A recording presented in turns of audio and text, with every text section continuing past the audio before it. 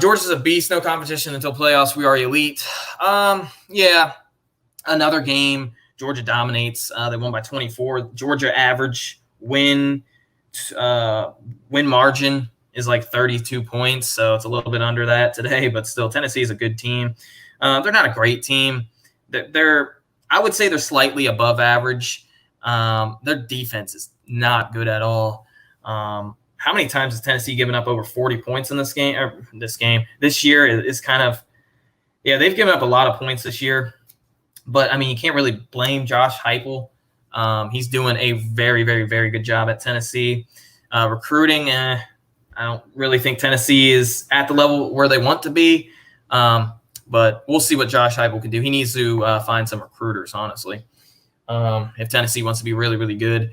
But they'll be good next year, though. But they do need to recruit a little bit better.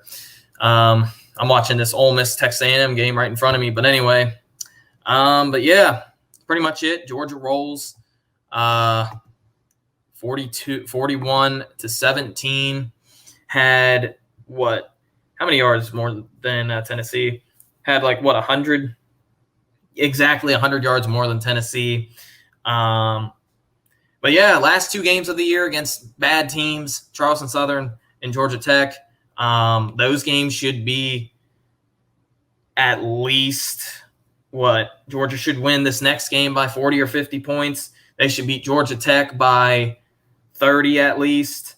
Last time Georgia played Georgia Tech was pretty bad, but Georgia's offense was terrible. And Georgia was able to put up 50 points today.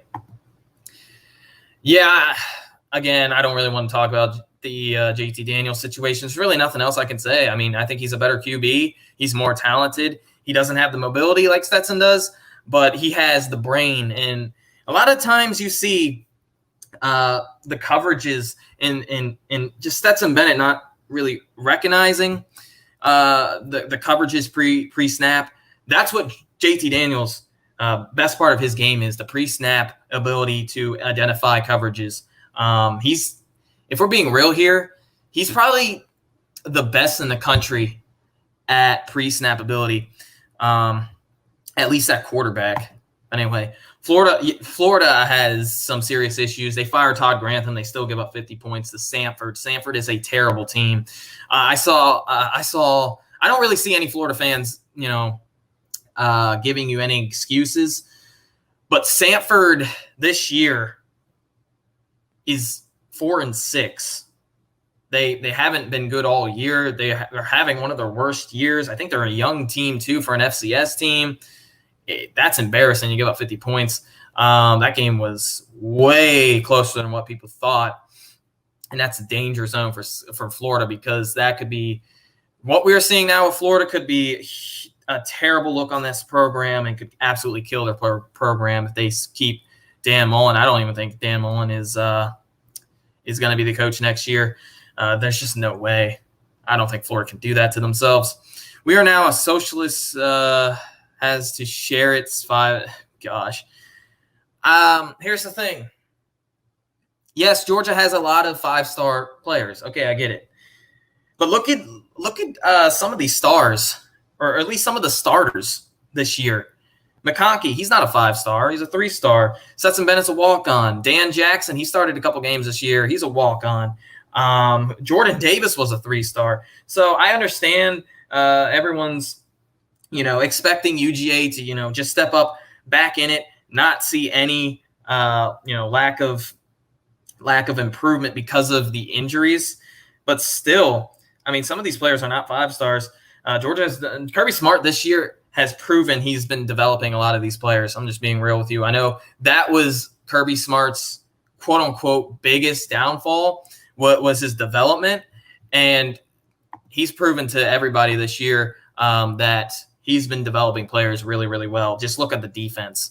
And look at the defensive backs that he's put into the NFL. He's put in more 2-star, 3-star cornerbacks that went first round than any other team in the country this year since 2018. So just saying. And he put 5 DBs in the He put 5 DBs last year into the NFL, which is insane. In the draft, which is insane. These are lies. I was told that only Mullen can develop talent. Kirby doesn't develop any players. I was told this. It must be true. Yeah, literally what I just said. That's exactly what I was told. And for this year, it's been the complete opposite, hasn't it? Which is kind of funny. But man, Florida's in bad shape. Florida's probably going to finish the year 5-7 or 6-6. Florida State's playing a lot better. Missouri is Missouri. But from what I've seen from Florida this year, they look like they've quit and given up, not just on themselves, but on each other in that program. That's embarrassing for Florida. Another embarrassing week. Who cares if you win? Congratulations, you won.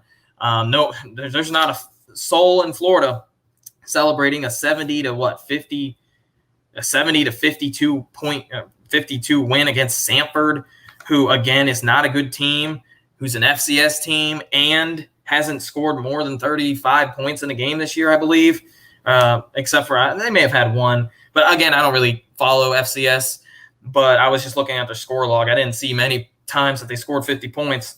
I can tell you that for sure. But still, Florida, embarrassing. That's tough, man. But it is what it is.